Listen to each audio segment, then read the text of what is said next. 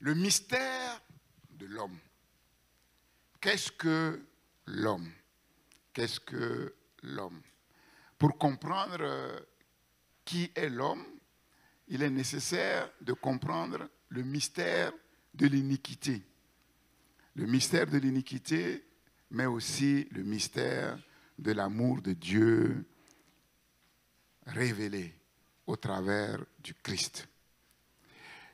Israël, l'ancien peuple de Dieu, nous enseigne clairement sur le mystère de l'iniquité. Le mystère de l'iniquité. Et Israël, parallèlement, nous enseigne sur le mystère de l'amour de Dieu. Voilà pourquoi nous avons pris effectivement l'exemple d'Israël pour nous éclairer par rapport au mystère de l'homme. Vous savez, comme je vous le dis régulièrement, et c'est à dessein, c'est pédagogique. Tu vois, le mouvement évangélique, on a loupé des choses au commencement, parce qu'on n'a pas compris. C'est venu comme ça, on a pris comme ça, et on ne s'est pas assis pour réfléchir à fond. Et donc, au commencement, on a dit, ou du moins, on l'a prêché, sous couvert ou directement, qu'avec Dieu, il n'y a pas affaire d'intelligence. On n'a pas besoin de notre intelligence dans notre relation avec Dieu. On est allé même jusqu'à taxer de non spirituels ceux qui avaient des diplômes, ceux qui étaient intelligents. On a fait croire que la relation avec Dieu n'a rien à voir avec l'intelligence. Avec l'intelligence. Et on a mis l'accent sur quoi? Sur la puissance. Donc ça fait que les chrétiens écoutent la parole et ils annihilent leur intelligence. Mais maintenant, on se rend compte que ce n'est pas ça. On a mis l'accent sur la forme. On a cru que quand on riait, Dieu est là. Il y a eu des vagues de rire, les rires de Toronto. Quand on tombait, c'est là que Dieu est là. Donc on a mis l'emphase sur la forme. Voilà pourquoi dans les mouvements évangéliques, il y a beaucoup d'agitation. Et les gens se moquent de nous. Je vous ai dit, j'ai visité une grande église dans un certain pays. Quand on est sorti du culte, le pasteur nous dit, mais vous avez supporté nos bruits. C'est quand même terrible. Donc lui, il a conscience que comment les choses se passent, c'est pas comme ça. Mais il ne peut rien faire. Parce que c'est des choses qui sont inculquées. Donc, c'est pas bien. Vous voyez? Dieu a dit à Élie, mais attention, ne te trompe pas. Je ne suis pas dans le vent. Je ne suis pas dans les tremblements de terre. Je ne suis pas dans le feu. Je ne suis pas dans les vents violents. Et c'est ça le problème aujourd'hui. On n'a pas appris aux chrétiens à réfléchir. Il y a des chrétiens qui sont convertis depuis de longues années, ils n'ont jamais lu entièrement le livre des Proverbes. Si tu ne l'as pas fait, à partir de maintenant, quand tu vas rentrer, lis le livre des Proverbes. Tu vas être choqué. Tu vas être choqué. Pourtant, le livre des Proverbes, c'est très important. C'est le livre de la sagesse. Le livre de la sagesse. Proverbes, Ecclésiaste, mais ce sont des livres précieux, très précieux. Et donc, ça a conduit le christianisme dans la superficialité, dans la légèreté. Et quand on parle des mystères, bon, les gens croient que c'est trop intellectuel. Mais avec Dieu, tout est mystère. Tout est mystère. Tout est caché. Si tu ne connais pas le mystère de l'homme, tu ne peux pas être sauvé. Je te le dis, franchement. Je te le dis. Si tu ne sais pas qui tu es vraiment, tu ne peux pas devenir qui tu dois devenir. Avec Dieu, pour devenir l'homme ou la femme que tu dois devenir, il faut savoir exactement l'homme et la femme que tu es aujourd'hui. Parce que si tu ne sais pas exactement l'homme et la femme que tu es aujourd'hui, tu n'accepteras jamais le changement. Jamais. Si tu ne comprends pas que sans Dieu,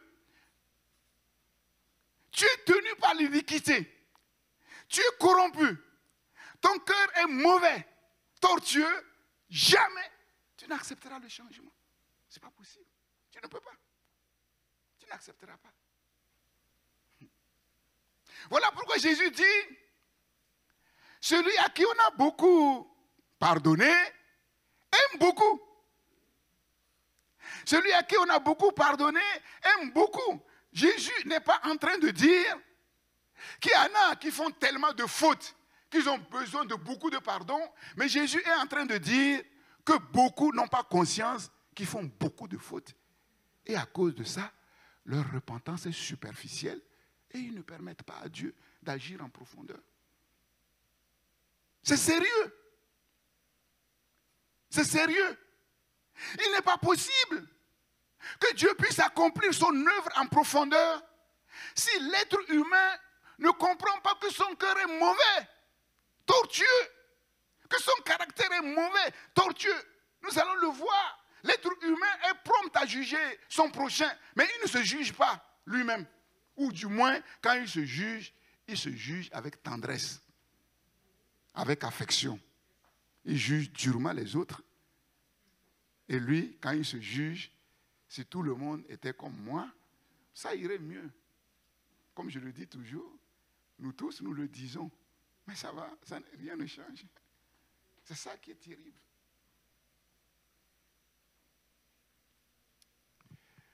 Donc, il est important de comprendre le mystère de l'homme. Le mystère de l'homme nous renvoie au mystère de l'iniquité.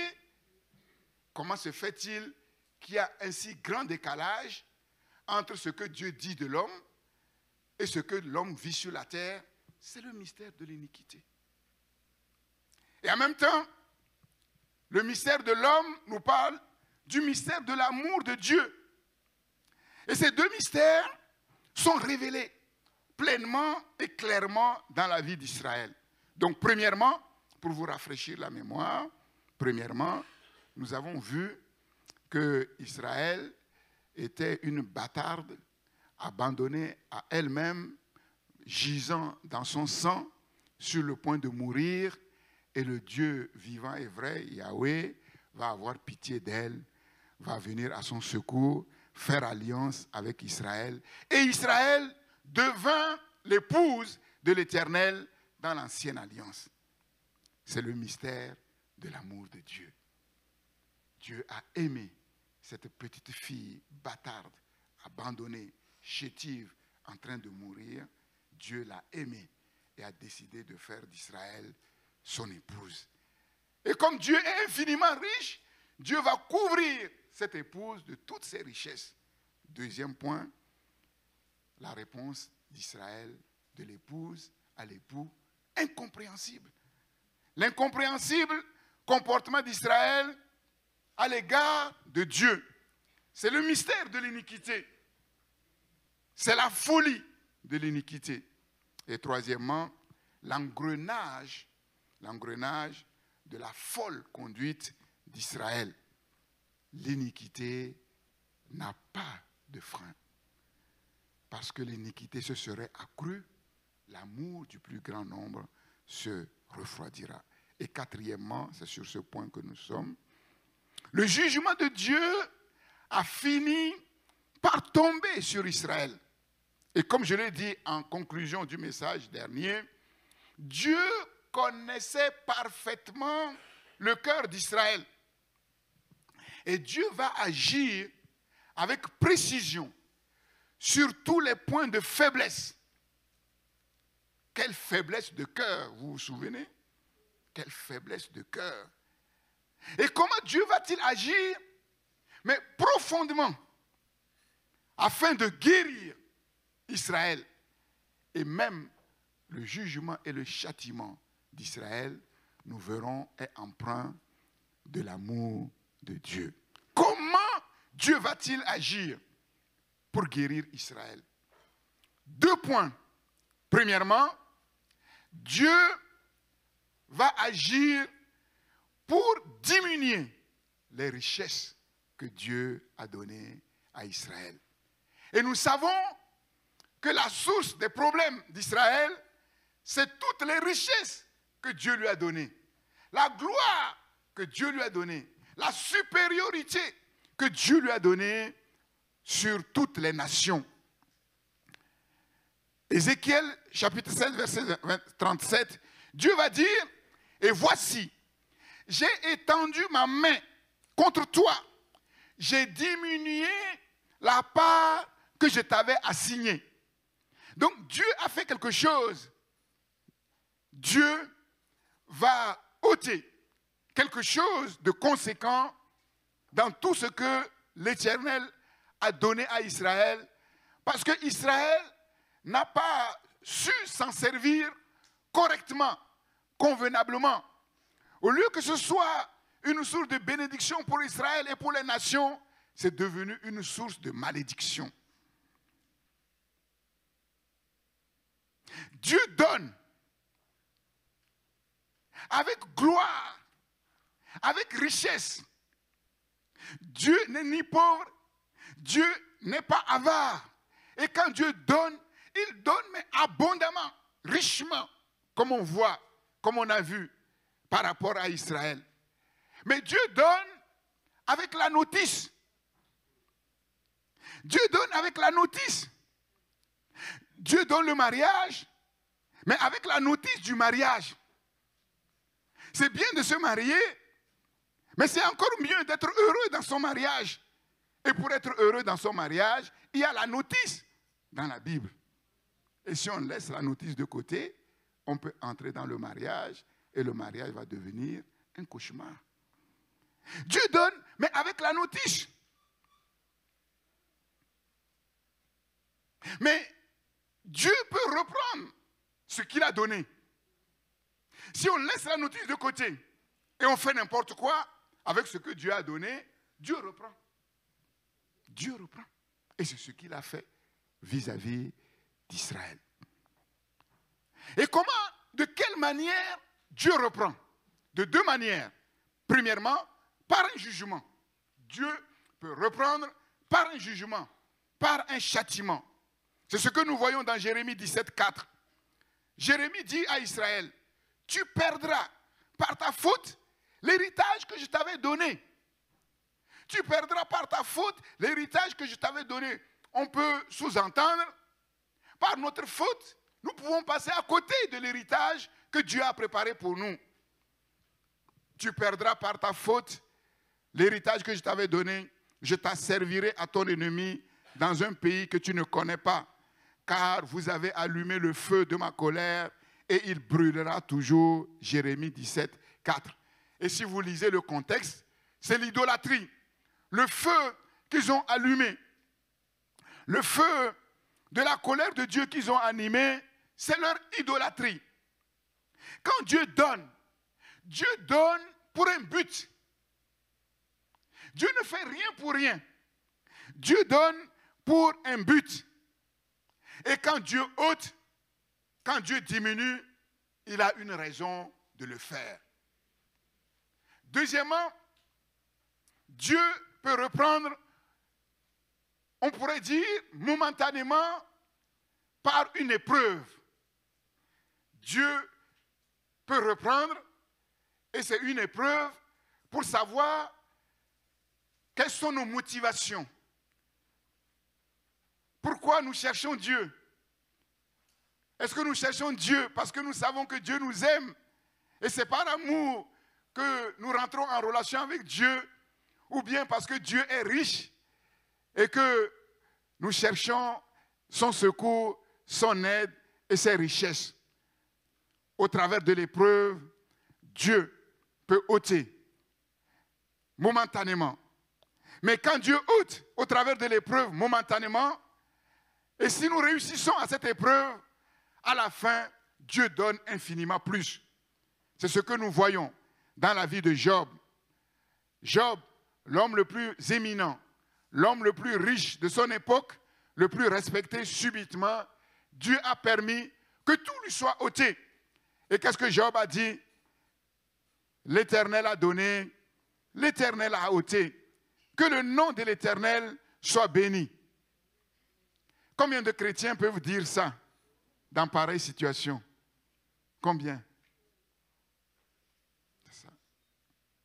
Au contraire, quand Dieu ôte, c'est les larmes.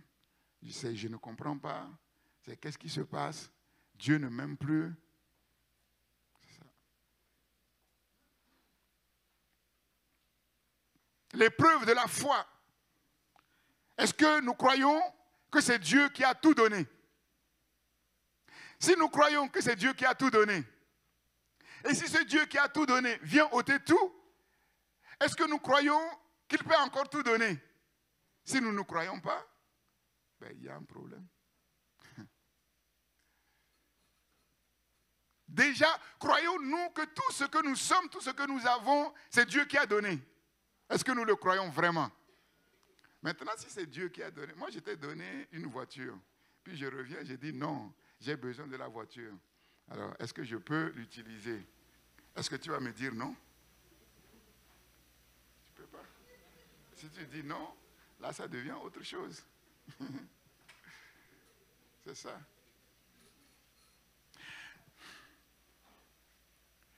Nous devons être préparés à ça.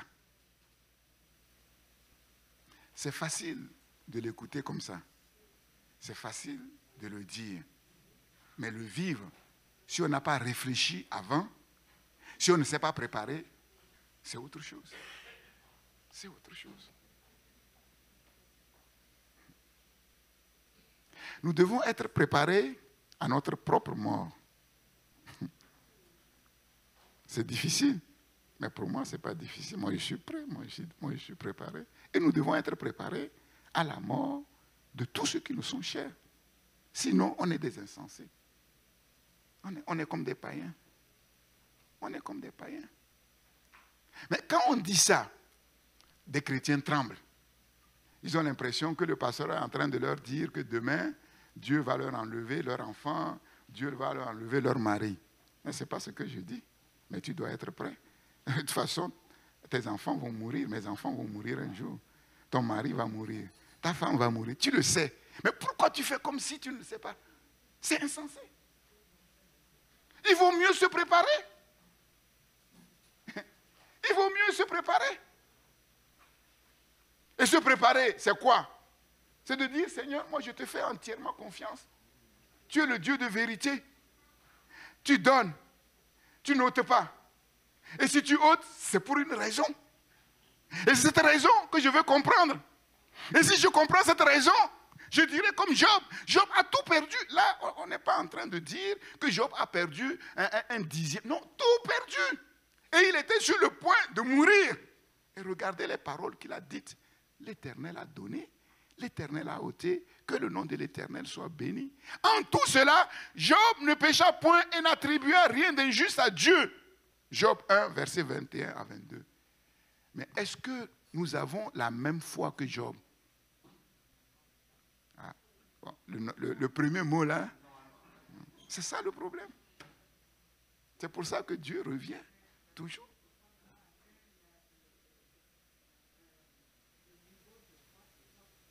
Oui, mais est-ce que quand Dieu est venu, ça faisait combien d'années que voilà. Peut-être que ça fait moins d'années que tes années de conversion. Tu n'en sais rien. Ce n'est pas une question d'années. Ce n'est pas une question d'années. Parce qu'on dit qu'on a la foi. Mais quand il faut manifester sa foi, on n'est plus là. Tu vois, quand tout va bien, ah ouais, on a la foi. Mais la Bible dit, tu dis que tu es fort. Et puis, le jour où il y a des problèmes, tu es par terre. Mais ta force là, c'est quoi? Ta force, c'est quoi? On a la force pour faire face aux problèmes. Et donc, les problèmes viennent, on est par terre. Et les problèmes s'en vont, on se lève, on est fort. Mais c'est n'importe quoi. C'est n'importe quoi. Je n'accepte pas ça. Je ne peux pas accepter ça. Et si tu acceptes ça, mais tu n'es pas dans la foi. Tu te trompes. Et tant que tu ne corriges pas ça, mais ce ne sera pas corrigé. Dieu ne pourra rien faire. C'est vrai. C'est la vérité. C'est la même foi que Job a manifesté, la même foi qu'Abraham a manifesté, la même foi que Moïse, c'est la même foi qui nous a été donnée. La foi qui est donnée aux saints une fois pour toutes. C'est la même foi. Sinon, ce n'est pas la foi de Dieu.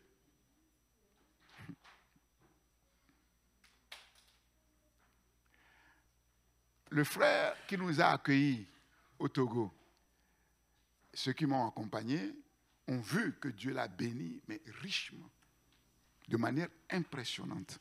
Je vous avais dit, quand je suis allé chez lui, je ne m'imaginais pas qu'il y avait un domaine comme ça à Lomé. Je ne m'imaginais pas. Et il a dit, il y a une vérité que j'ai comprise. De même que Dieu m'a donné toutes ces richesses, Dieu peut enlever toutes ces richesses aussi.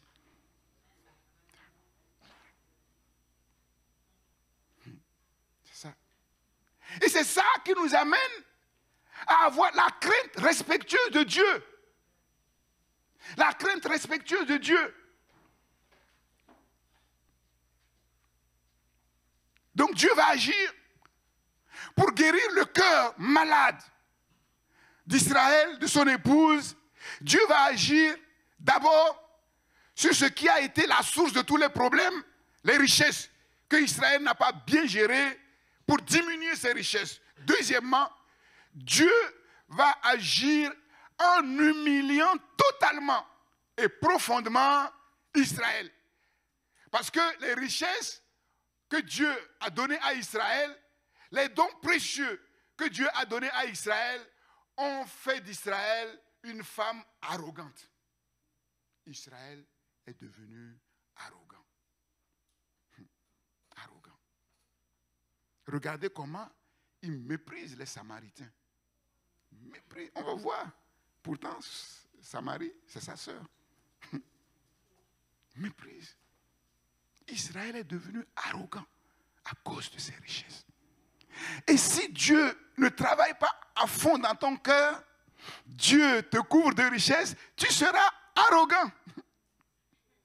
Le pouvoir tend à corrompre et le pouvoir absolu corrompt absolument.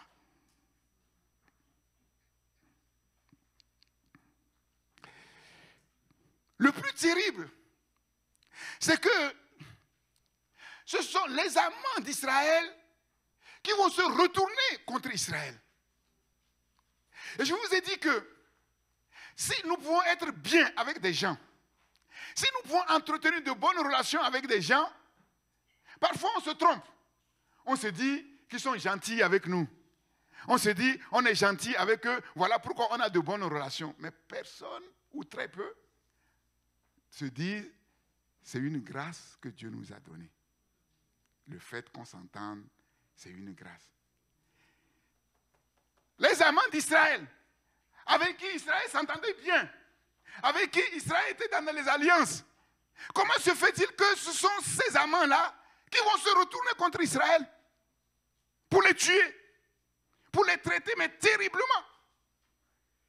C'est ainsi que si Dieu se retire, si la grâce de Dieu se retire d'un mariage, le mari et la femme deviennent chien et chat.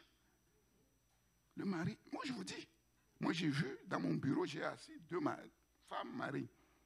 Ils étaient comme chien et chat. J'ai dit, mais à vous entendre parler, on n'a pas l'impression que vous avez des enfants. On n'a pas l'impression que vous avez couché ensemble dans un lit. Que vous avez eu une relation intime. Mais c'est incroyable. Chien et chat. Chien et chat. Parce qu'on a méprisé. Bon, ils ne m'ont pas demandé qui est le chien et qui est le chat.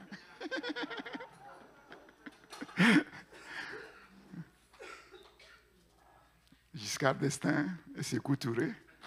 Il paraît qu'entre vous, c'est chien et chat. Sékou Touré dit, ah bon? Mais c'est qui le chien? Mais c'est Giscard. Et c'est qui le chat? Mais c'est encore Giscard. Il dit, qu'est-ce que j'ai à faire là-dedans? Tu ne vas pas dire à un président que tu es un chien ou tu es un chat. Surtout Sékou Touré.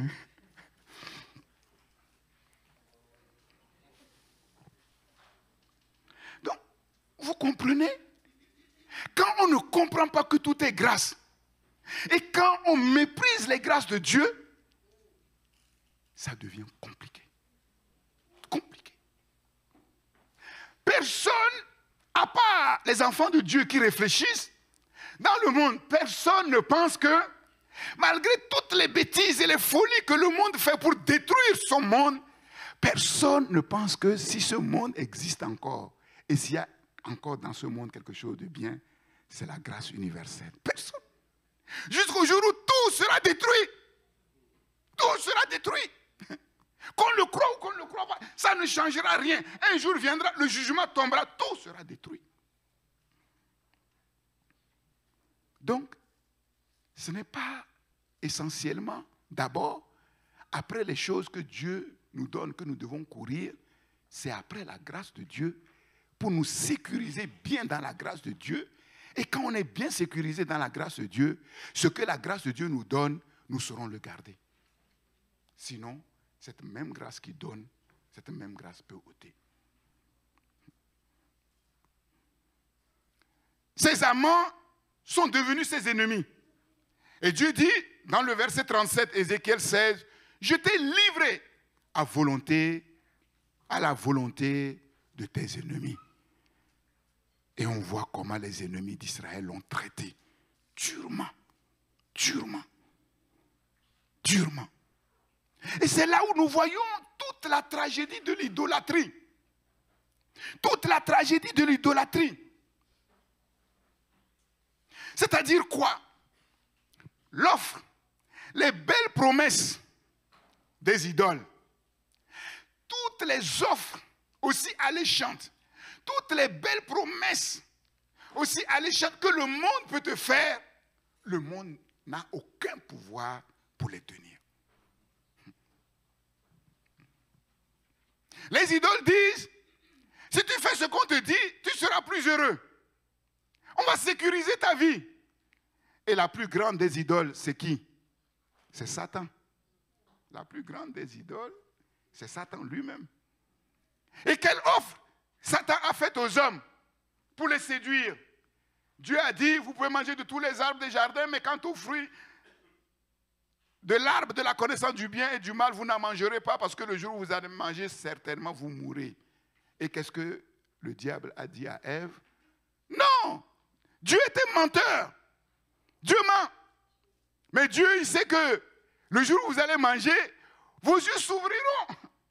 Vous serez comme des dieux et vous connaîtrez le bien et le mal. Ils ont mangé. Et qu'est-ce que la Bible dit? Leurs yeux s'ouvrirent, c'est vrai. Et ils connurent quoi? Qu'ils sont nus. Qu'ils sont nus. C'est terrible. Et le monde agit comme ça. Le monde dit, tu vois tout ce que tu vois sur les réseaux sociaux là, si tu fais comme ça, toi aussi tu seras quelqu'un. Toi aussi tu seras heureux. Faux. Le sexe est banalisé. Sexe facile. Résultat. Catastrophe. Famille recomposée. Famille détruite. Faux. Parce que les idoles sont des faux dieux. Ils sont tous des faux dieux. Ce sont des faux dieux qui les fabriquent. Et les fabriques de ces faux dieux sont à l'image de ceux qui les fabriquent.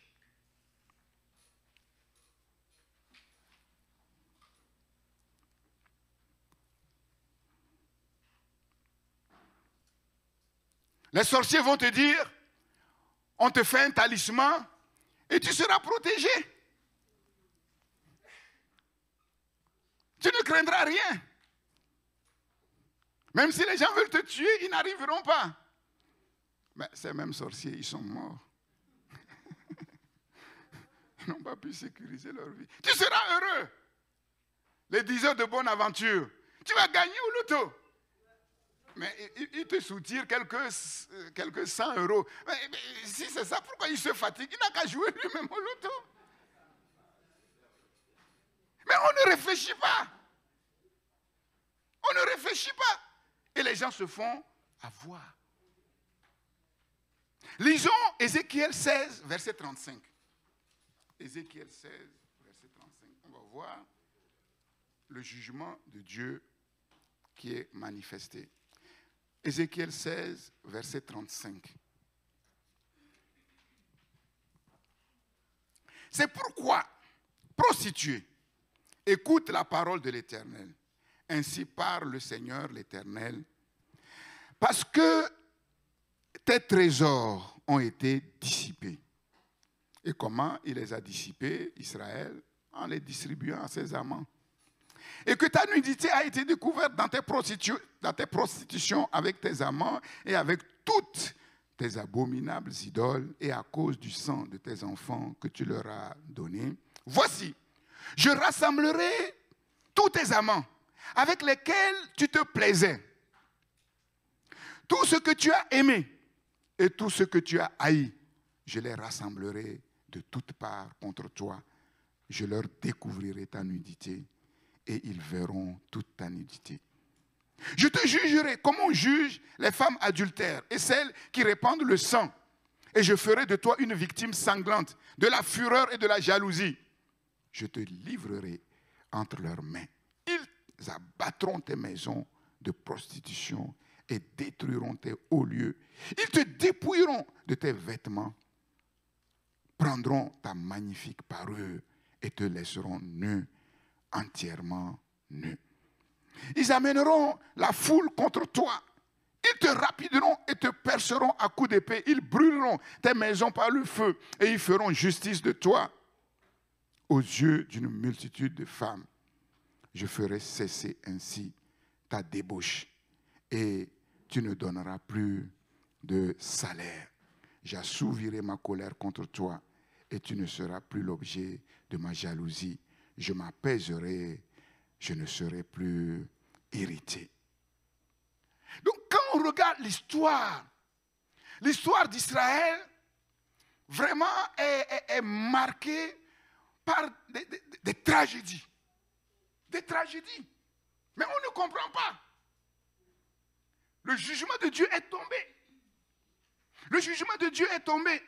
L'invasion babylonienne, la déportation d'Israël aux environs de 588-587 n'est pas un fait de hasard, ni un fait d'aléa politique ou d'aléa de guerre, mais bel et bien un jugement de Dieu. Un jugement de Dieu. Israël va être jugé sévèrement pour le meurtre de ses enfants et de manière implacable avec jalousie pour son adultère. Et le comble du jugement d'Israël, c'est le sac, c'est-à-dire le siège de Jérusalem en 70 par l'armée romaine dirigée par le général Titus. Et on voit que depuis cette date, Israël est à la merci de ses ennemis, vulnérable dans le monde, constamment en danger. Pour s'en sortir, Israël est obligé de s'accrocher à quelques alliances. C'est ce qu'on voit. C'est le jugement de Dieu qui est tombé. Et tout cela est arrivé parce qu'Israël s'est entêté. Israël s'est endurci. Il a rendu son front dur comme un caillou. Il a refusé d'écouter les paroles, les avertissements, de se laisser éduquer, de se laisser conduire. Israël a fini par toucher le fond. Les enfants d'Israël n'ont pas seulement tué leurs propres enfants, ils ont crucifié leur Messie. Ils ont crucifié le Fils de Dieu. L'engrenage de la folie, de l'idolâtrie. Et si nous ne le comprenons pas, nous allons le voir, qui tu es pour juger ton prochain. Si nous ne le comprenons pas, si nous ne comprenons pas le mystère de l'iniquité, on va dire, mais Israël, ce n'est pas possible. Moi, ça ne peut pas m'arriver. Mensonge, faux. Faux. si il y a dans ton cœur une idole, si Dieu ne résout pas le problème de cette idole va te conduire à crucifier le Fils de Dieu. Ta foi, qui n'est en vérité qu'une croyance, va faire de toi un religieux. Un religieux comme Paul, qui va persécuter l'Église. Paul a persécuté l'Église. Paul a persécuté le Christ. Pourtant, il allait être l'apôtre. L'apôtre de l'amour. Mais c'était un assassin. Jusqu'au jour où Dieu l'a arrêté sur le chemin de Damas. Donc c'est sérieux. Ce que nous comprenons d'Israël, nous devons comprendre que si nous n'écoutons pas Dieu, si nous ne laissons pas Dieu agir en nous comme il doit agir, tôt ou tard, non seulement nous allons livrer nos enfants à la pâture, parce que l'éducation qu'on va leur donner ne sera pas l'éducation spirituelle qui va les amener à connaître Dieu. C'est une éducation idolâtre. Mais nous allons finir par crucifier le Fils de Dieu. Il y aura des situations où Dieu va nous mettre à l'épreuve comme Job. On va dire non. On va dire non. Parce qu'en vérité, il n'y a jamais eu la foi. Il n'y a jamais eu la vraie foi.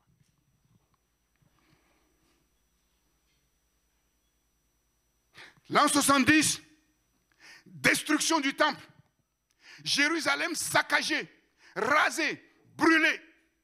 Et comme je vous l'ai dit, le monde continue à s'entêter, à s'endurcir, à jouer à la politique de l'autruche. Mais les jours viennent, le monde sera détruit, saccagé, toutes ces grandes villes seront brûlées. Il ne restera rien, pas pierre sur pierre, qui ne soit détruit. Et nous savons que le monde sera détruit, non pas l'eau, non pas le déluge, mais par le feu. Et le feu du nucléaire est déjà prêt pour consumer la terre tout entière. Dénaturés, corrompus, détournés de leur but, toutes les institutions du culte que Dieu a données à Israël furent supprimées. Israël n'a plus de temple. Jérusalem est partagée. C'est ça.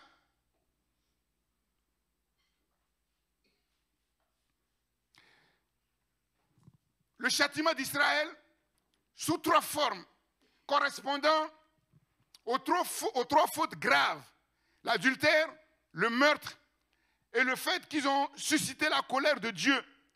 La lapidation pour l'adultère, c'est ce que la loi ordonne, l'épée pour le meurtre et le feu pour la grande colère de Dieu.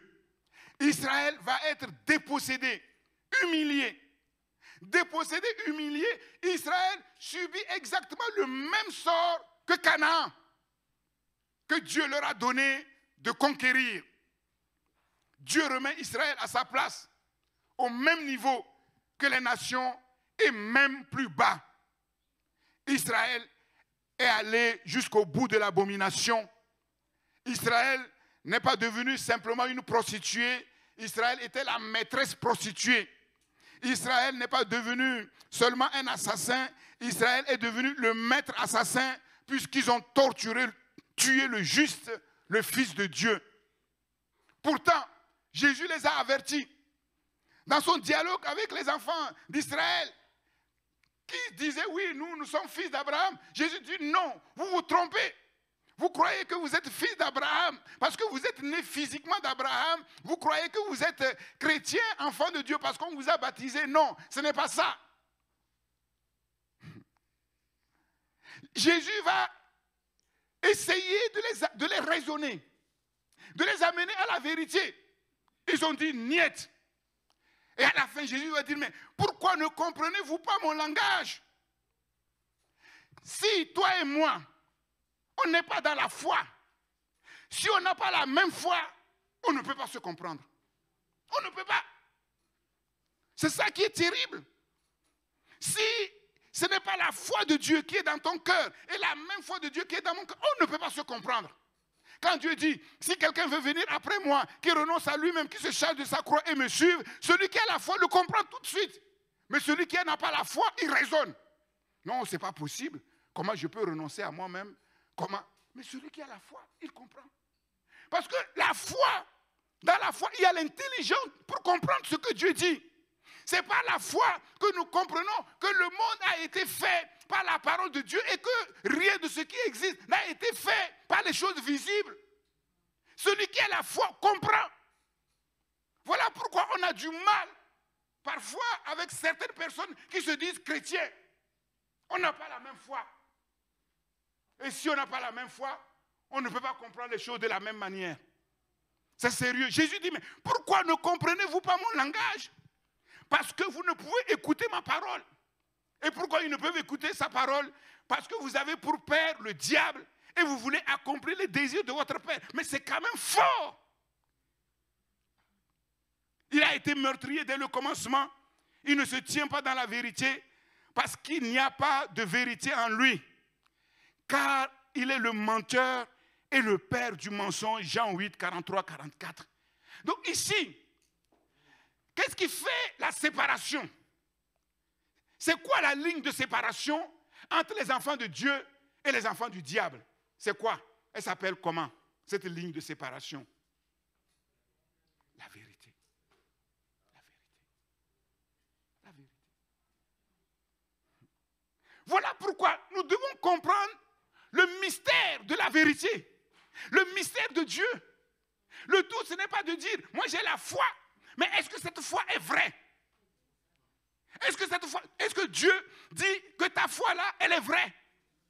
Si elle n'est pas vraie, tu vas faire les mêmes choses que les enfants de Dieu, mais à côté, religieux.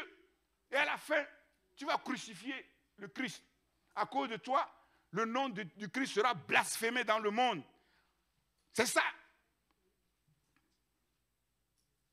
C'est la vérité. Et c'est cette vérité que beaucoup d'enfants de Dieu refusent.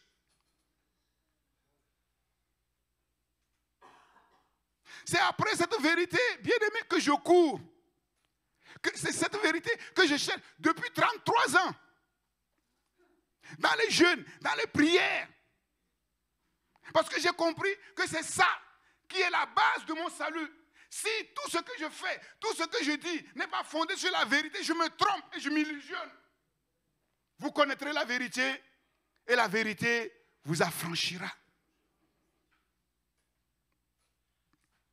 Israël est allé jusqu'au bout de l'abomination et Dieu aussi va aller jusqu'au bout du jugement et du châtiment. 5e point, la folie d'Israël, une folie pire que la folie des païens. Dieu, la parole de Dieu qui a été adressée à David lors de cet épisode malencontreux, tragique de l'adultère, Nathan va lui dire, car le nom de Dieu est blasphémé parmi les païens à cause de vous. Romains 2, verset 4, 1 Samuel 12, verset 14. La folie d'Israël était pire que celle des païens. Quand quelqu'un se dit enfant de Dieu et il n'est pas conséquent, il devient pire que les païens. Il devient pire que les païens. Verset 44, Ézéchiel 16. Ézéchiel 16, verset 44. Voici, tous ceux qui disent des proverbes t'appliqueront ce proverbe. Telle mère, telle fille. Tu es la fille de ta mère qui a repoussé son mari et ses enfants. Tu es la sœur de tes sœurs qui ont repoussé leurs maris et leurs enfants. Votre mère était une Étienne et votre père un Amorien. C'est-à-dire, leur père et leur mère étaient quoi? Des Cananéens. Des Cananéens.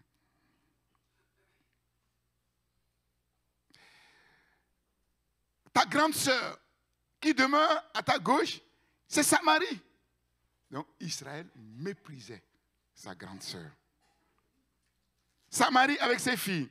Et ta petite sœur qui demeure à ta droite, c'est Sodome avec ses filles. Ah, c'est sérieux. Donc on revient maintenant à la genèse des choses. Oui. Faisons attention. Comment nous traitons les autres?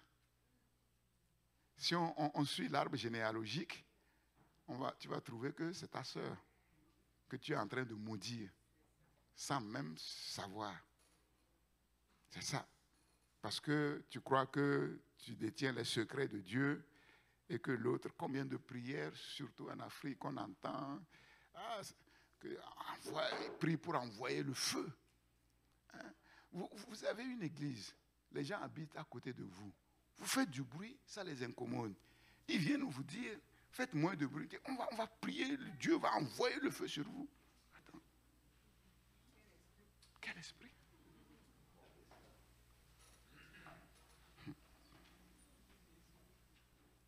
Israël méprisait ses sœurs.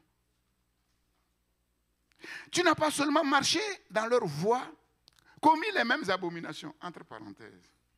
C'est l'actualité. Hein?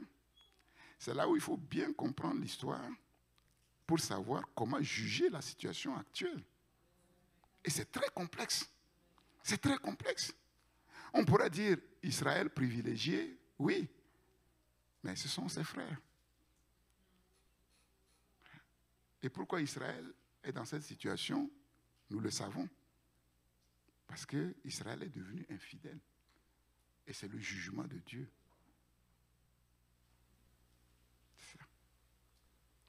C'est complexe. Et normalement, la solution doit venir de Dieu. Mais la solution ne peut pas venir de Dieu. Puisque Dieu n'est plus d'accord avec Israël. Et Dieu n'est plus d'accord avec ses sœurs. Ils sont tous infidèles. Donc Dieu ne dit rien. Et si Dieu ne fait rien, ils vont se tuer. Et c'est ce qui se passe. C'est ce qui se passe.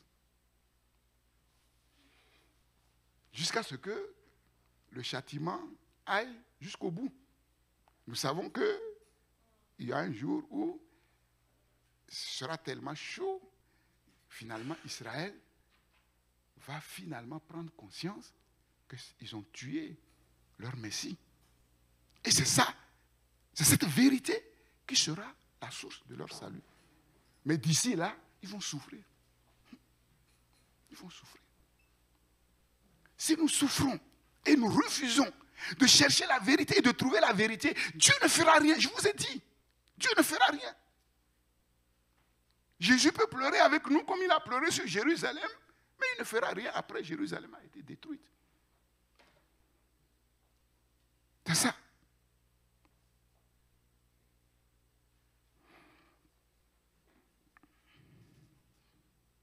Ta grande sœur qui demeure à ta gauche, c'est Samarie avec ses filles. Et ta petite sœur qui demeure à ta droite, c'est Sodome avec ses filles. Tu n'as pas seulement marché dans leur voie, commis les mêmes abominations. C'était trop peu. Tu as été plus corrompu qu'elle dans toutes tes voies. Je suis vivant, dit le Seigneur, l'Éternel. Sodome, ta sœur et ses filles n'ont pas fait ce que vous avez fait. Toi et tes filles. Voici quel a été le crime de Sodome, ta sœur. Elle avait de l'orgueil. Elle vivait dans l'abondance. Toujours le même principe. Dieu l'a bénie, elle était dans l'abondance. L'arrogance est venue. Elle avait l'orgueil, elle vivait dans l'abondance et dans une insouciante sécurité. Elle et ses filles. Et elle ne soutenait pas la main du malheureux et de l'indigent. Bon, entre nous ici, il n'est pas question clairement du péché contre nature, donc il y avait autre chose. Elles sont devenues hautaines. Et elles ont commis des abominations devant moi.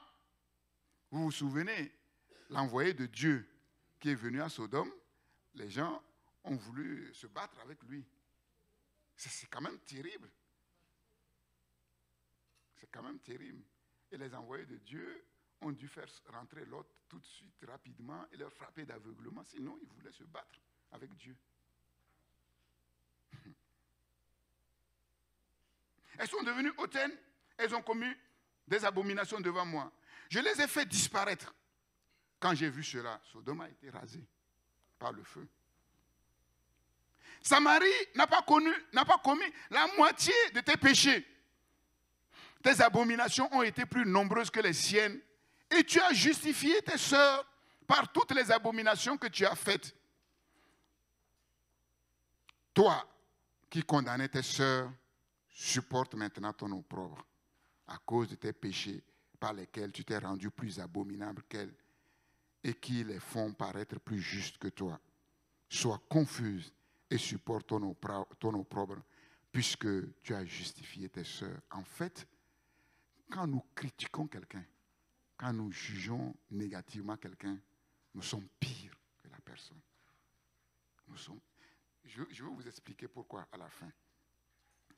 Nous sommes pires. En fait, Ézéchiel dit que cette épouse, cette femme, Israël, fait partie d'une famille. Une famille coupable. En vérité, cette famille, c'est l'humanité tout entière. Ses sœurs, Samarie et Sodome, représentent les nations païennes. Samarie et Sodome, comme dit Dieu, sont moins coupables que Israël. Telle mère, telle fille. Et vous vous souvenez, dès le départ, quand Israël est né, le cordon ombilical n'a pas été coupé. Israël, dès le commencement, n'a pas rompu radicalement avec l'idolâtrie cananéenne. Et c'est ce qu'on a vu dans le désert. En fait, ils sont sortis du désert, ils sont sortis de l'Égypte, mais leur cœur est resté en Égypte. Leur cœur est resté en Égypte. Il y a des chrétiens comme ça. Ils sont convertis à Dieu, mais en fait, leur cœur est resté dans le monde. Et ils veulent vivre la vie avec Dieu, avec la mentalité du monde, avec les valeurs du monde. Ils sont dans toutes sortes de traditions mondaines et ils ne se rendent même pas compte. Ils font exactement comme les païens. La différence, c'est que le dimanche, ils viennent à l'église. C'est tout. Comme des religieux. Telle mère, telle fille. Israël a subi effectivement l'influence de Canaan avant de descendre en Égypte. Avant de descendre en Égypte, Israël vivait en Canaan, Genèse 38. Et en fait, Samarie est appelée sa grande sœur parce que Samarie a un territoire beaucoup plus grand que Sodome. Les filles des deux sœurs, Samarie et Sodome, ce sont les localités voisines. En fait, pour Israël, c'est honteux. C'est honteux pour Jérusalem de reconnaître qu'elle fait partie de cette famille-là, qu'elle a longtemps méprisée, prise de haut. Non seulement elle fait partie de cette famille, mais elle est pire. C'est la brebis galeuse de la famille. Pire. Jérusalem n'avait que mépris pour ses sœurs, comme le pharisien dans Luc 18, 11. Je te rends grâce de ce que je ne suis pas comme le reste des hommes qui sont voleurs, adultères, méchants, injustes et surtout pas comme ce publicain. Et nous connaissons le reste. Nous connaissons le reste. Le publicain qui se tenait loin, qui se frappait la poitrine en disant « Seigneur, sois apaisé envers moi, qui suis un grand pécheur. » Et la Bible dit que ce publicain va être justifié. Ainsi, les païens sont justifiés aujourd'hui, puisque les païens sont rentrés dans l'église du Seigneur Jésus, et Israël, du moins la nation d'Israël, est encore dans ses problèmes. L'orgueil, le mépris. Elle a fait pire. Elle a fait pire que ses sœurs. Pire. Le verset 47 nous dit,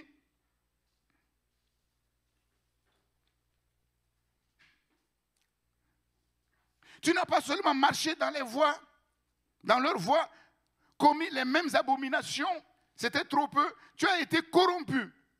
Tu as été plus corrompu qu'elle dans toutes tes voies. Dans toutes tes voies. Je suis vivant, dit le Seigneur l'Éternel. Sodome, ta sœur et ses filles n'ont pas fait ce que vous avez fait, toi et tes filles. Plus. Et le verset 57, verset 56, ne discourais-tu pas sur ta sœur Sodome dans le temps de ton orgueil, avant que ta méchanceté soit mise à nu, lorsque tu as reçu les outrages des filles de la Syrie et de tous ses alentours, des filles des Philistins qui te méprisaient de tous côtés, tu portes tes crimes et tes abominations, dit l'Éternel. Les péchés de Samarie, c'est l'infidélité, la rébellion, le syncrétisme, le mélange. Ils adoraient le vrai Dieu, mais associé aux idoles, le mélange. Et aujourd'hui, on voit que le syncrétisme a gagné l'église évangélique. Beaucoup de syncrétisme partout, beaucoup de mélange. On ne sait pas faire la différence entre ce qui est du monde et ce qui est de Dieu, le syncrétisme. Et Sodome, les péchés de Sodome, c'est l'arrogance, l'indifférence, les péchés contre nature. Tu n'as pas seulement marché dans leur voie, commis les mêmes abominations, c'était trop peu. Tu as été plus corrompu qu'elle dans toutes tes voies. Ne discourais-tu pas sur ta sœur Sodome dans les temps de ton orgueil, avant que ta méchanceté soit mise à nu? Et Paul nous dit dans Romains 2, 1, « Ô homme, qui que tu sois, toi qui juges, tu es inexcusable, car en jugeant les autres, tu te condamnes toi-même, puisque toi qui juges, tu fais les mêmes choses. Et même, j'ajoute, pire. Pire, Romains 2, verset 1er. L'être humain, dans sa nature, est prompt à juger autrui. Il a la critique facile.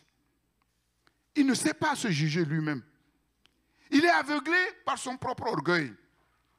Il voit la paille qui est dans les yeux de son prochain, mais il ne voit pas la poutre qui est dans son propre œil. C'est terrible. Parce qu'il ne sait pas qui il est vraiment. Il ne connaît pas son cœur. Il se trompe sur ce qu'il est. Il se trompe sur sa propre nature. Pourtant, Dieu appelle les hommes à juger pour le bien. Dieu appelle les hommes à juger pour le bien. Alors, qui est capable de juger? Qui est capable de juger? C'est une question. Ce n'est pas les juges de la terre qui, malheureusement, pour la plupart, sont corrompus aussi.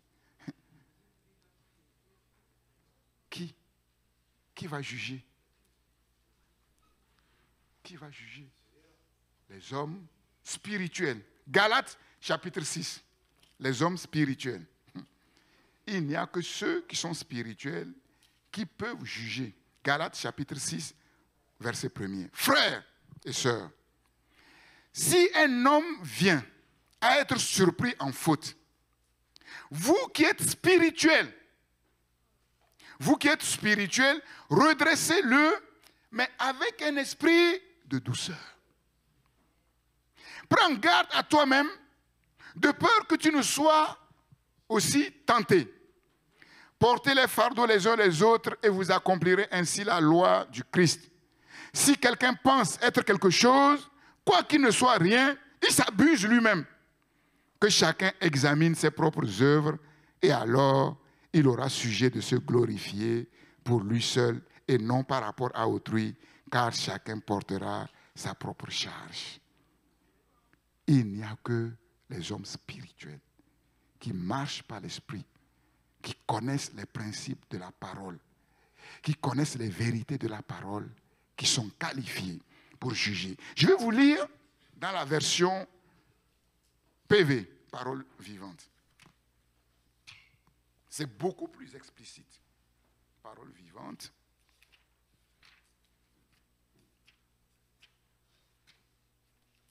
Mes frères, s'il arrivait à quelqu'un de faire par mégarde un faux pas, si, cédant à une impulsion soudaine, donc en fait, il précise, il dit que normalement, le chrétien ne vit pas dans le péché.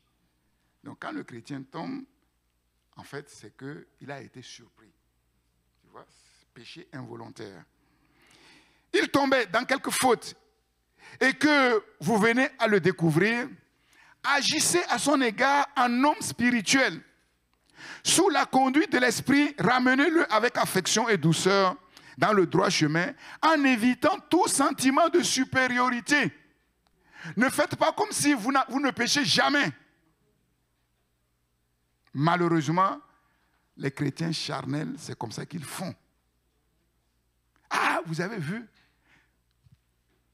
Si un frère ou une sœur commet un péché, il ou elle vient se repentir devant l'église, et si toi tu le méprises, tu es pire. Tu es pire. Tu es pire. Parce que lui, il a confessé ses péchés, il a été pardonné. Et toi, tu es coupable de 2 péchés. Hypocrite, comme si tu n'as jamais péché. Arrogance. C'est grave. Des bien-aimés se confessent publiquement au lieu de les accueillir et être contents. Après, on les méprise et on s'éloigne d'eux. C'est très grave. C'est ce que Paul dit ici. C'est ce que Paul dit ici. L'esprit de supériorité, le sentiment de supériorité, comme si toi, tu ne pourras jamais tomber dans ce péché. Mensonge. Tu vis déjà dans des péchés qui sont pires. Mais seulement, tu te trompes, tu t'illusionnes. Et soyez vous-même sur vos gardes, de crainte d'être aussi induit en tentation, que celui qui croit être debout prenne garde de tomber. Aidez-vous mutuellement à porter vos fardeaux, supportez les fardeaux, les fautes et les faiblesses des autres. De cette manière, vous accomplirez la loi du Christ. N'a-t-il pas lui-même porté nos fautes et nos faiblesses à la croix? C'est-à-dire que nous devons supporter les faiblesses des faibles, pardon. Ceux qui sont forts, ce n'est pas pour mépriser les faibles, mais pour les aider à s'en sortir. Sinon, cette force ne vient pas de Dieu, elle vient du diable. Elle ne vient pas de Dieu. Si quelqu'un s'imagine être une exception, il y en a qui croient que eux, non, ils sont une exception. Quelqu'un de trop important pour condescendre à porter les fardeaux d'autrui, il s'illusionne. Mais il s'abuse lui-même, car en réalité, devant Dieu, il n'est rien. Que chacun contrôle et juge son propre comportement. Qu'il examine d'un œil critique sa vie et ses actions. S'il y découvre quelque aspect louable, bon, que ce soit pour sa satisfaction personnelle, mais qu'il garde sa fierté pour lui et n'en fasse pas état devant les autres. Mesurez-vous par rapport à vous-même et sans vous comparer à autrui, car chacun aura à répondre pour lui-même et chacun portera le poids de ses propres actions. Attention. Tu vois ton frère dans le péché, si tu n'es pas spirituel, si tu n'es pas mature, il vaut mieux te taire et prier pour ton frère, prier pour ta soeur, ou bien en parler aux responsables de l'Église. Eux, ils sauront comment faire les choses en douceur. C'est très important. Et donc, c'est comme ça que des enfants de Dieu attristent le Saint-Esprit, mais sans même se rendre compte. Parce qu'ils ne sont pas dans la vérité, ils ne se rendent même pas compte. Ils ont des jugements, des critiques faciles. Ils croient que Dieu est d'accord parce que Dieu n'agit pas. Mais il y a un temps pour toute chose.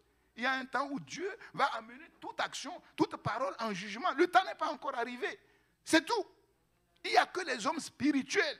Personne ne va dire oui, donc ça veut dire que personne... Non. Il faut juger pour empêcher ceux qui sont dans le mal de rester dans le mal, pour les tirer du mal. D'ailleurs, quand il y a des mesures disciplinaires dans l'Église, c'est pour les sortir du mal. C'est pour qu'ils ne s'enfoncent pas dans le mal, c'est tout.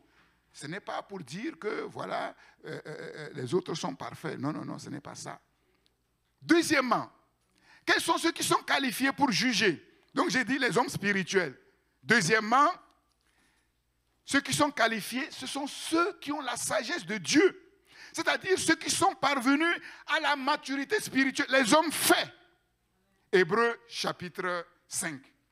Hébreux chapitre 5.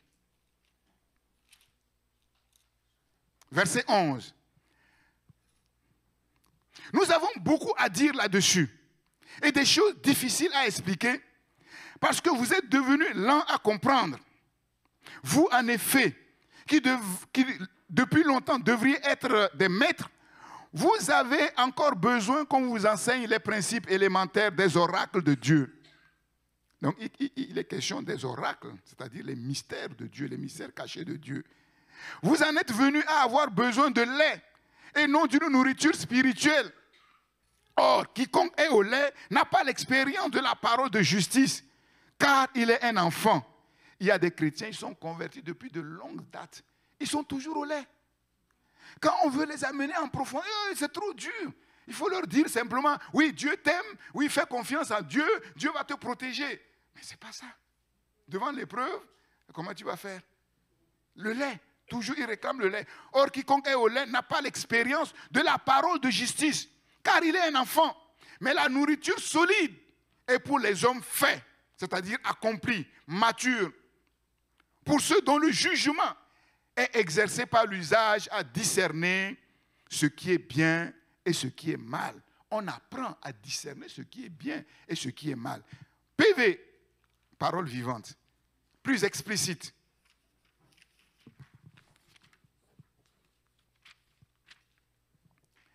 C'est un sujet sur lequel nous aurions bien des choses à dire, mais il n'est pas facile de vous les expliquer. Vous êtes devenus si lents à saisir les vérités spirituelles et vous ne mettez plus guère d'entrain à les comprendre. Et c'est ça qui est terrible. C'est-à-dire que non seulement les vérités spirituelles ne sont pas connues, mais quand on essaye de les communiquer, ça ne dit rien. On ne met pas le zèle, ils ne mettent pas le zèle qu'il faut pour comprendre ces choses. Dire que vous êtes convertis depuis tant d'années, il y a longtemps que vous devriez être en train d'en enseigner d'autres. Et pourtant, vous êtes encore à l'ABC de la révélation. Vous avez vous-même besoin de quelqu'un qui vous réapprenne les premiers rudiments des paroles de Dieu. Vous ne supportez que le lait, non la nourriture solide. Mais celui qui continue à vivre de lait montre par là qu'il est encore enfant. Il n'est pas apte à saisir un enseignement relatif aux justes exigences de Dieu. En fait, ceux qui sont bébés spirituels, ils n'aiment pas quand on leur parle des exigences de Dieu. Ils n'aiment pas. C'est ça.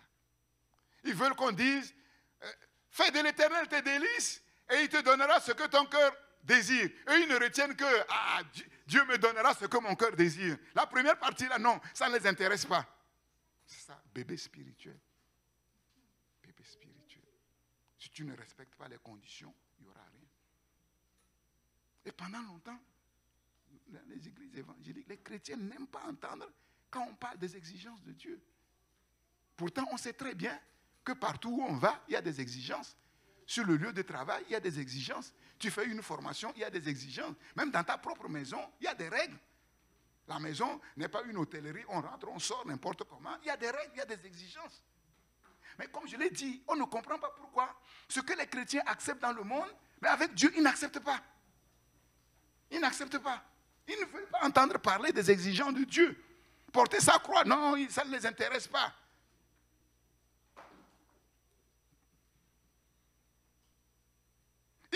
Quand c'est comme ça, la personne n'a aucune expérience de ce qui est une vie de juste, c'est-à-dire ce qui est bon. Il ne sait pas ce qui est bon. C'est encore un bébé. Et je crains que beaucoup d'églises évangéliques sont remplies de bébés. Je vous le dis franchement. Bon, sauf à Christ pour les nations. Non, je vous dis franchement. Quand on veut aller plus loin, les gens dorment. Ils ne comprennent, ils sont déconnectés. On veut aller en profondeur, ils trouvent que c'est trop rébarbatif.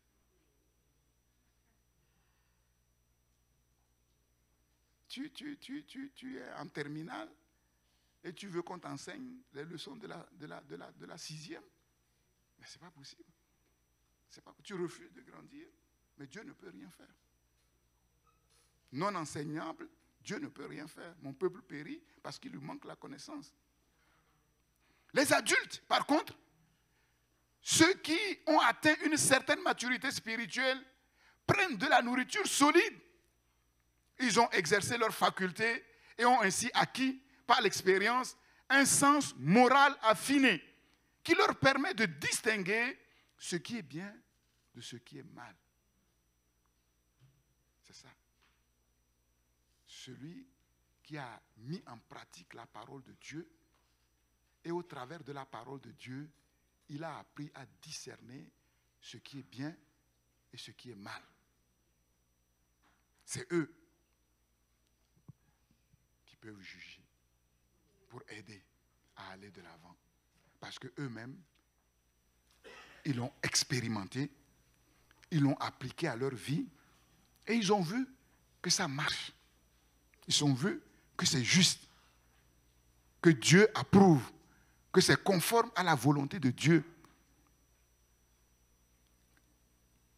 Mais il y a un seul qui est le juge parfait, infaillible, c'est Dieu qui jugera tous les humains. 1 Corinthiens 4. 1 Corinthiens 4. 1 Corinthiens 4, verset 1er. Ainsi, qu'on nous regarde comme des serviteurs du Christ et des dispensateurs des mystères de Dieu. Donc, vous voyez, il est question de mystère. Donc, en fait, les vrais serviteurs de Dieu, les authentiques serviteurs de Dieu, c'est ceux qui ont reçu la capacité de comprendre les mystères de Dieu et de les enseigner au peuple. C'est ça. Sinon, on n'apprend rien au peuple. On n'apprend rien au peuple. Du reste, ce qu'on demande des serviteurs de Dieu, des dispensateurs, c'est que chacun soit trouvé fidèle.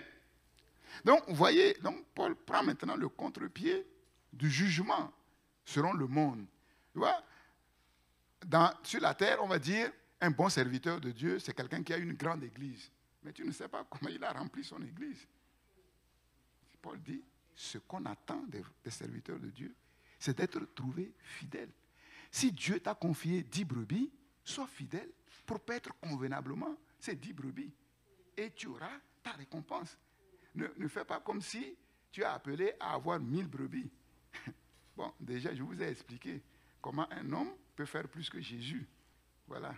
Donc, Jésus a eu des problèmes avec 12.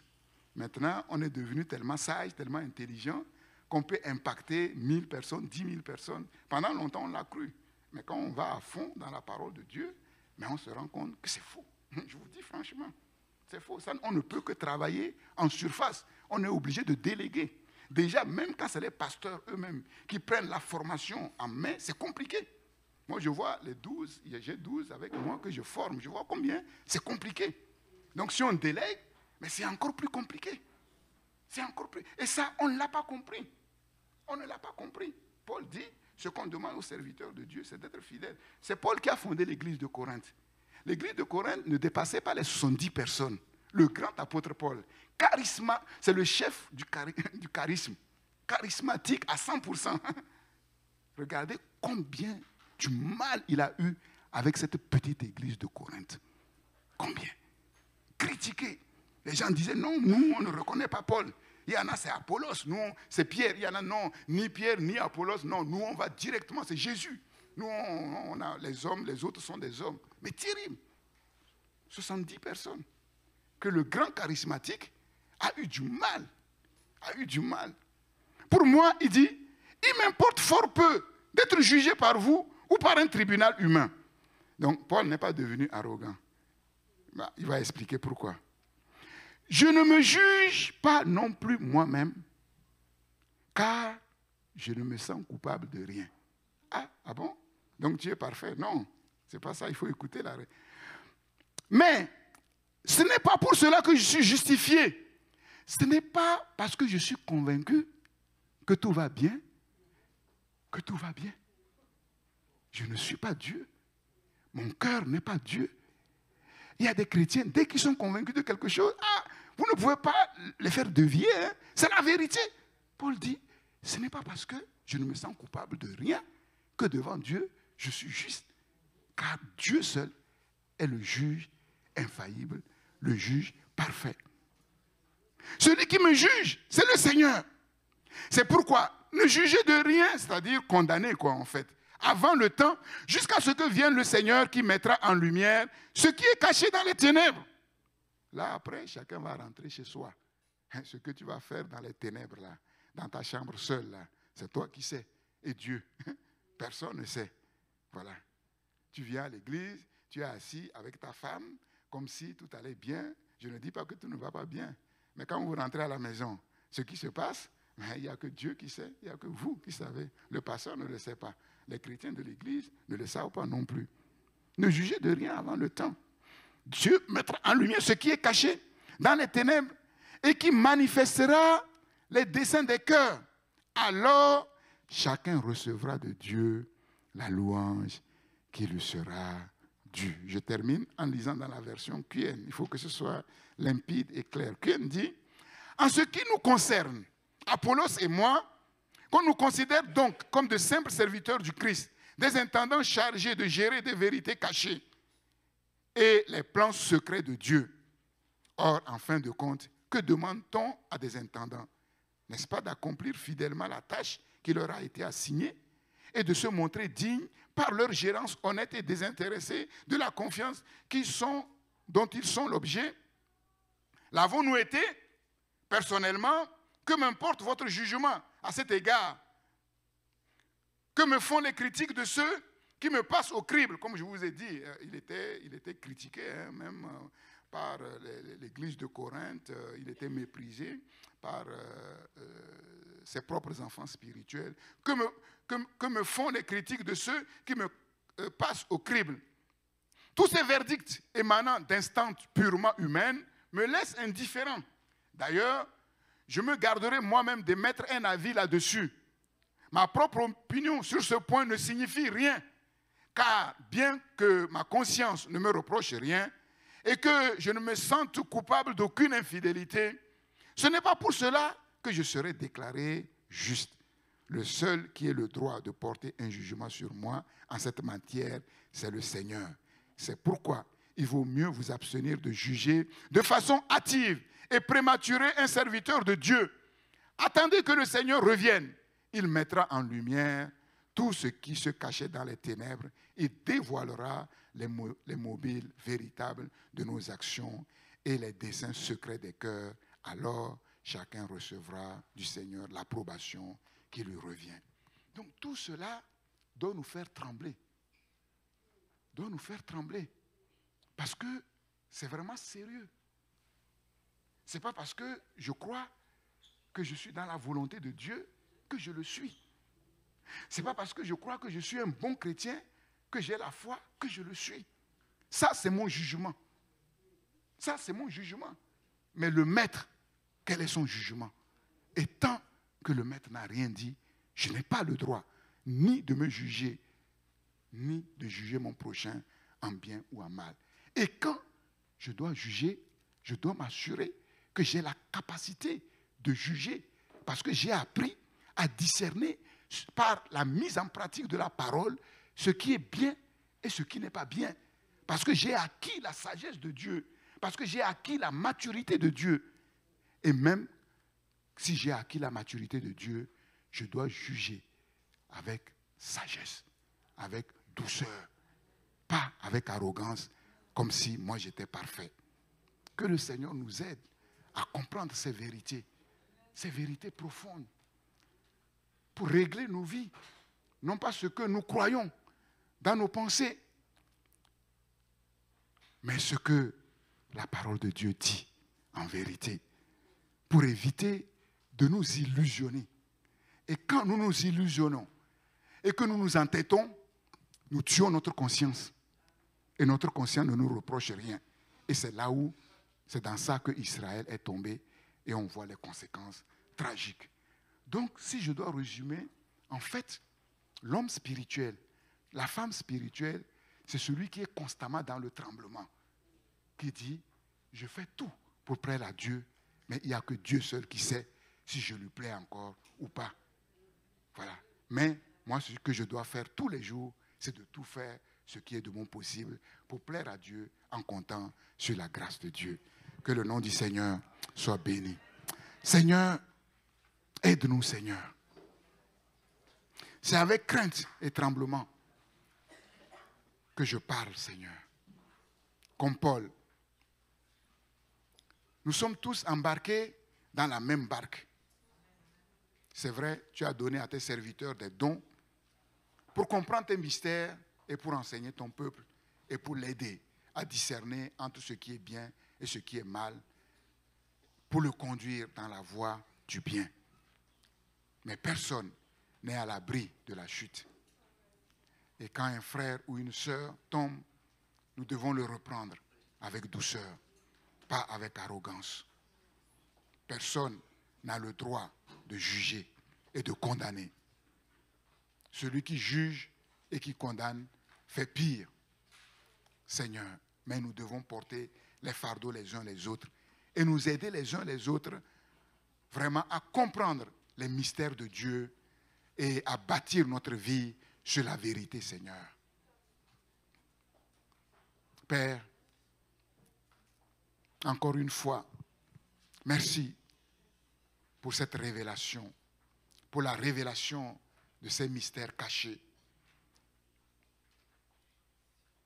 qui nous permettent de bâtir, non pas sur le sable, mais sur le roc. Sur le roc. Sur le bon fondement. Nous voulons laisser ta parole travailler en nous, Seigneur. Seigneur, nous voulons que notre cœur soit parfaitement ouvert à ta parole. Nous sommes le produit, le fruit de ta parole. Qu'elle fasse en nous ce qui t'est agréable, Seigneur.